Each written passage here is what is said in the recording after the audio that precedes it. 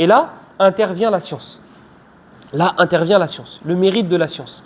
En apprenant, vous allez avoir accès à des raccourcis qui mènent à l'agrément d'Allah.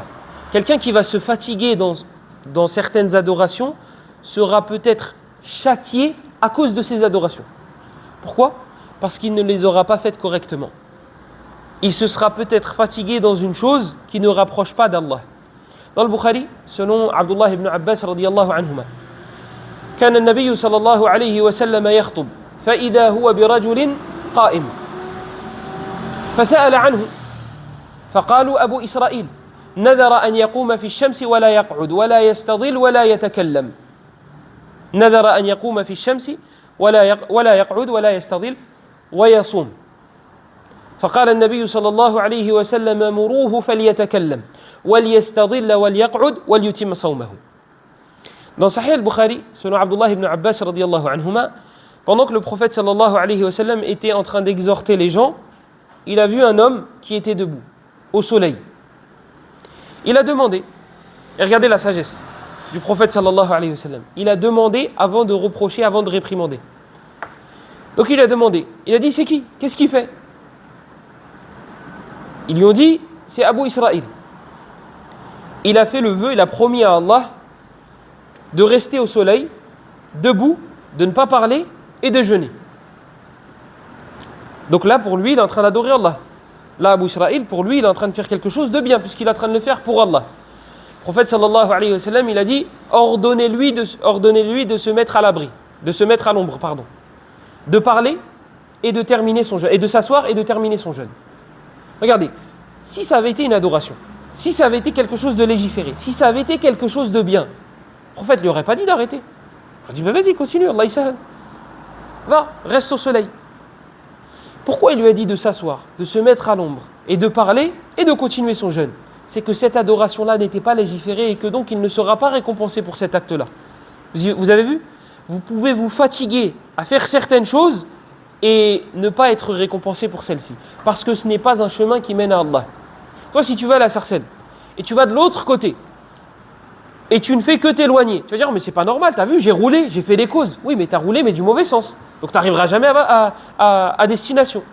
Et tu vas pas argumenter avec, oui, mais j'ai roulé. Oui, t'as roulé, mais dans le mauvais sens. Donc là, oui, mais je serai récompensé. Non, tu ne seras pas récompensé. Mais pourtant, j'ai fait quelque chose pour Allah. Oui, tu l'as fait pour Allah, mais tu l'as fait de la mauvaise manière. Donc, c'est la même chose. Donc, là intervient la science. Le fait de faire les adorations correctement, c'est ça qui va te mener à Allah. Et dans le fait de faire les adorations correctement, tu as des degrés. Tu as des gens qui adorent correctement Allah et d'autres qui adorent correctement Allah mais qui ont accès à des raccourcis. Hadith dans Sahih Muslim, selon Abdullah ibn Abbas radiyallahu anhuma. أن النبي صلى الله عليه وسلم قال أن النبي صلى الله عليه وسلم خرج للصلاة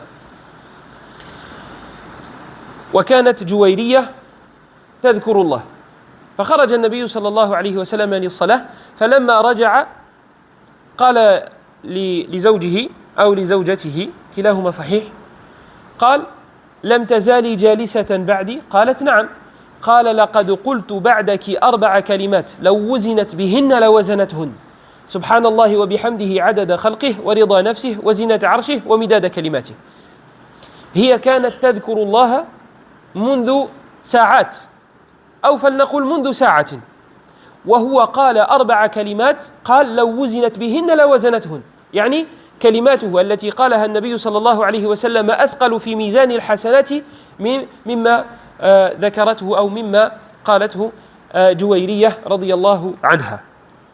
Donc ceux qui adorent Allah sont dans des degrés différents, ils ont des vitesses différentes. Ils vont à des vitesses différentes. Pareil, on reprend l'exemple de Sarcelles. Quelqu'un qui va en Ferrari et quelqu'un qui va à pied. Les deux, ils se dirigent vers la même direction. Et les deux, ils prennent le bon chemin pour y aller. Les deux arriveront à destination. Les deux se rapprochent de Sarcelles, on est d'accord. Mais est-ce qu'ils vont à la même vitesse ? Non. Eh bien, le chemin qui mène à Allah est semblable à cela. Walillahi al-mathalul a'la. Il y a des personnes qui adorent Allah et qui vont vers Allah. Et qui y vont correctement. Mais ils sont comparables à ceux qui marchent à pied. D'autres en trottinette, d'autres en vélo, d'autres en voiture, Et dans les voitures, vous avez des différents modèles et des voitures qui vont à différentes vitesses.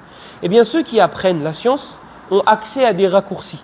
Ils ont accès à ces véhicules qui vont très vite. Et j'ai donné un exemple dans le recueil de l'imam Muslim, selon Abdullah ibn Abbas radiyallahu anhu. Un jour, le prophète sallallahu alayhi wa sallam, il sort pour aller prier Salat al-Fajr. Et en sortant, il voit Juwayriya, une de ses épouses, en train d'évoquer Allah. Il part prier, il revient et il voit Juwayriya à sa place. Elle est toujours en train d'évoquer Allah. Le prophète sallallahu alayhi wa sallam, il dit à Juwayriya, Lam tazali jalisatan ba'di, tu es resté à ta place depuis que je suis parti. Yani, tu es resté à évoquer Allah depuis que je suis parti prier le Fajr. Alors, il faut savoir que le prophète sallallahu alayhi wa sallam, la prière de le Fajr, il la faisait longue. Donc, on va donner une approximation, on va dire, entre le moment où il est sorti et il est revenu, il y avait à peu près 60 minutes. On va dire 1 heure. Il est parti, il a prié le Fajr, donc il a allongé la prière, il est resté en train d'évoquer Allah, donc il ne s'est pas levé direct, ensuite il est revenu. On va dire qu'il y a eu à peu près 60 minutes, approximativement. Peut-être qu'il y a un peu plus, peut-être qu'il y a un peu moins. Il dit à Juwayriya, tu es resté en train d'évoquer Allah depuis que je suis parti? Elle lui dit oui. Donc, on va dire 60 minutes d'évocation d'Allah. Contre quoi? Le prophète sallallahu alayhi wa sallam, il dit, moi j'ai dit 4 paroles. 4 paroles. Si on les mettait dans la balance des actions, si on mettait ton dhikr, toi, tout le moment où tu as évoqué Allah, et ce que moi j'ai dit, eh bien ce que moi j'ai dit serait plus lourd dans la balance. Les 4 paroles que moi j'ai prononcées sont plus lourdes que ton évocation à toi, que tout ce que tu as dit depuis ce matin. Subhanallah wa bihamdi adada khalqih wa rida nafsih wa zinata arshih wa midada kalimatih. 4 paroles. Vous voyez, ceux qui apprennent la science ont accès à des raccourcis.